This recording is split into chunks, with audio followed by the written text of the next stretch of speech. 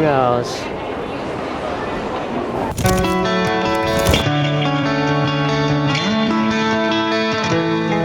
So I made a promise to my friends, and making this video is a part of keeping that promise. This video is also for my future self. I know that I'm gonna wanna watch this video when I've reached my goals. I can look back on a moment when I made an effort to overcome my fears, my anxiety. My anxiety right now is through the roof, talking to a little piece of glass, metal, and plastic in the public place. But look at this.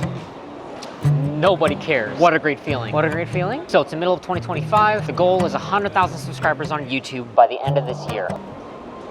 If there are any obstacles I see in my way, it's age-old fear of failing. But actually, alongside that, but more than that, I'm afraid of the criticism for some reason. There's that invasive voice in my head that doesn't stop nagging me about what could go wrong or how I could fail. But here I am, doing it anyway. And the thing is, despite that fear, I still feel like, in an uncanny way, fully alive. I think this is the kind of fear that normally would be crippling or would, stop me, but I feel like it's almost like fuel.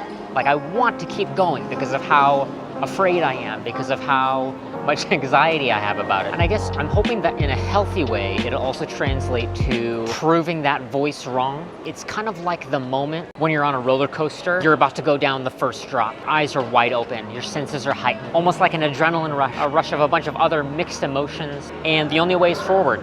There's no turning back. From a bird's eye view, another obstacle I see is missing opportunities. In my 30s, I have a family, and my decisions now, more so than ever, have a direct impact not just on myself, but on the people that I care about.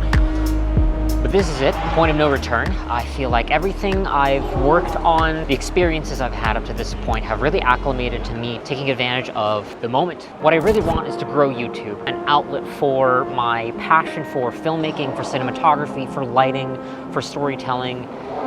And then every time I talk to myself so passionately about that, I'm met with, well, just you and every other filmmaker online, on YouTube.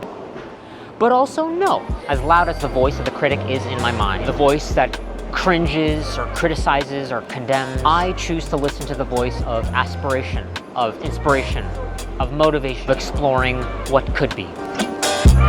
No matter how I go about pursuing this career, no one is going to hand it to me on a silver platter. I'm gonna have to work at it myself. In an exciting way, my fate is in my hands. So what's the next step? I'm writing scripts every day. I mean, there are aspiring novelists that'll write 1,000 words a day. That's a little tough for me right now. One thing I can do is I can write a page a day. I can get my reps in one little bit at a time. I'm also making a schedule. I used to kind of just post online willy-nilly, but getting myself on a schedule kind of tethers me to a clear goal that I can actually see on my calendar. Having something that I can see, read, and almost hold in my hand makes it more real and helps me take it more seriously almost, helps me take myself more seriously. So once I'm finished writing something, sharing it, I'm gonna put something that is a piece of me here online on YouTube. And on the more analytical side, if part of feeding my dreams is feeding an algorithm, then bring it on.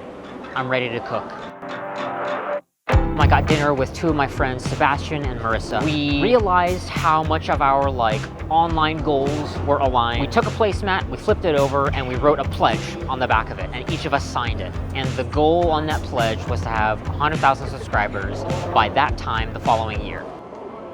In as much as that is a daunting task to take on, I still feel confident about my ability to accomplish it. And that's not in an arrogant or something to be cocky about. At this stage of my life, I know I have clarity about what I want, and I know what steps I need to take, about how to get there. I want it badly enough. I guess it comes down to the fact that the only thing in my way of getting there is myself. I might not need to necessarily get out of the way.